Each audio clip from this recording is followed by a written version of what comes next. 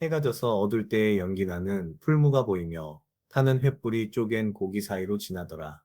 그날에 여호와께서 아브람으로 더불어 언약을 세워 가라사대 내가 이 땅을 애굽 강에서부터 그 큰 강 유브라데까지 네 자손에게 주노니 곧 겐 족속과 그니스 족속과 감몬 족속과 헷 족속과 브리스 족속과 르바 족속과 아모리 족속과 가나안 족속과 기르가스 족속과 여부스 족속의 땅이니라 하셨더라.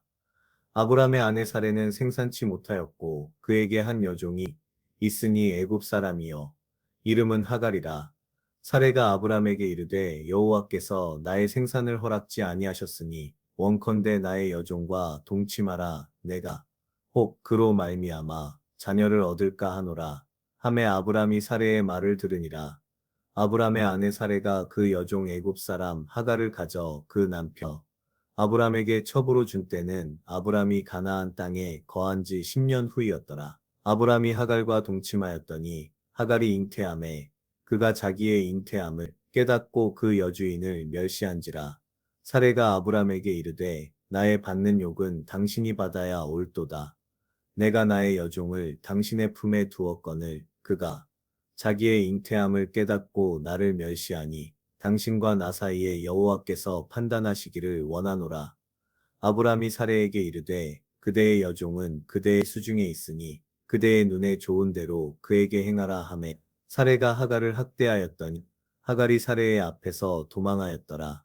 여호와의 사자가 광야의 샘곁 곧 술길 샘물 곁에서 그를 만나 가로되 사레의 여종 하갈아 네가 어디서 왔으며 어디로 가느냐 그가 가로되 나는 나의 여주인 사레를 피하여 도망하나이다.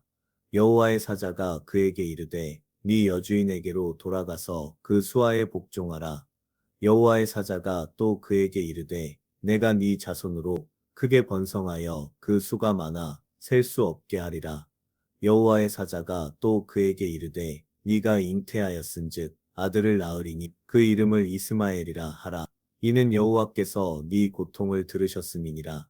그가 사람 중에 들나귀 같이 되리니 그 손이 모든 사람을 치겠고 모든 사람의 손이 그를 칠지며 그가 모든 형제의 동방에서 살리라 하니라. 하갈이 자기에게 이르신 여호와의 이름을 감찰하시는 하나님이라 하였으니 이는 내가 어떻게 여기서 나를 감찰하시는 하나님을 배웠는고 함이라. 이러므로 그 샘을 부엘라 헤로이라 불렀으며 그것이 가데스와 베렛 사이에 있더라. 하갈이 아브람의 아들을 나름에 아브람이 하갈이 낳은 그 아들을 이름하여 이스마엘이라 하였더라. 하갈이 아브람에게 이스마엘을 낳을 때에 아브람이 86세이었더라. 오늘은 하나님의 약속과 인간의 연약함이 함께 드러나는 이야기를 묵상합니다.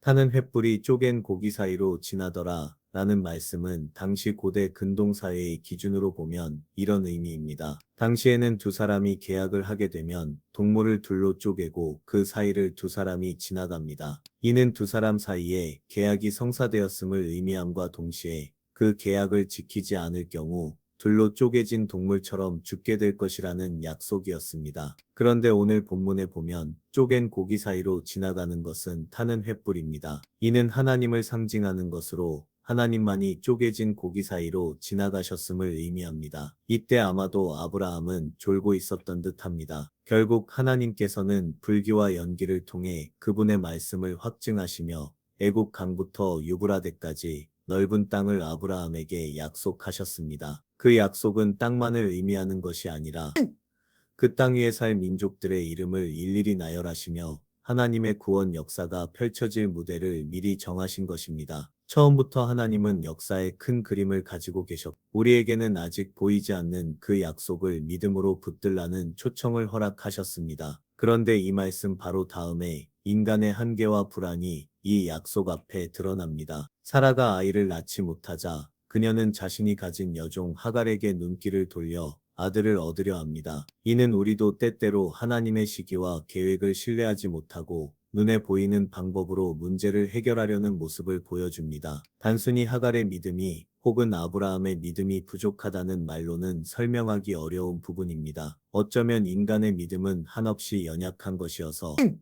믿음 가운데 있다고 하더라도 우리 인간은 항상 흔들림 속에 있고 또한 우리 인간은 우리의 얄팍한 지혜를 하나님보다 더 신뢰하고 있다는 점입니다. 어쨌든 하갈이 잉태하고 갈등이 커지자 사라와 하갈 사이에는 깊은 서운함과 적대감이 생깁니다. 인간의 관계 안에서 사랑보다 질투와 불신이 앞서는 순간 하나님의 평화는 쉽게 사라집니다. 하지만 그 절망 속에서도 하나님은 은혜를 놓지 않으십니다. 하갈이 광야로 도망쳤을 때 하나님은 사자를 보내어 그녀에게 돌아가라고 권면하시고 또 그 자손을 크게 번성하게 하시겠다고 확신하십니다. 여기서 우리는 하나님께서 우리 삶의 가장 외로운 골짜기에도 직접 발길을 내쉬어 위로와 약속을 주신다는 사실을 발견합니다. 하갈에게 주어진 이름 이스마엘은 고통 속에서도 새로운 정체성과 사명을 의미합니다. 그 이름은 하나님이 들으셨다는 뜻을 담고 있어 우리의 눈물과 부르짖음이 결국 하나님의 귀에 들림을 상기시켜 줍니다. 하갈이 샘 근처에서 하나님을 만나고 그 물을 부엘라 헤라라 부른 것처럼 우리도 일상의 작은 순간마다 하나님이 계시다는 증거를 찾을 수 있습니다. 약속의 땅이 아직 완전히 이루어지지 않았더라도 하나님은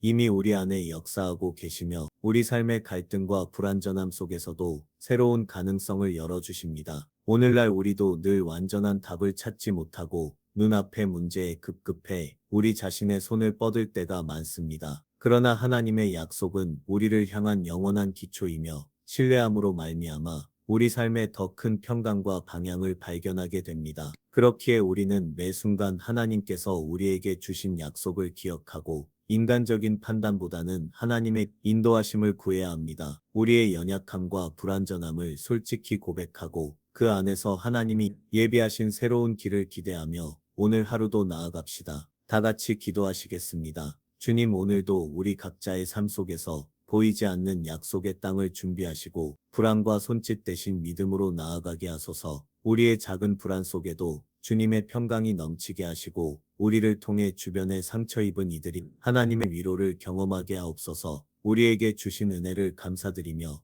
예수 그리스도의 이름으로 기도드립니다. 아멘.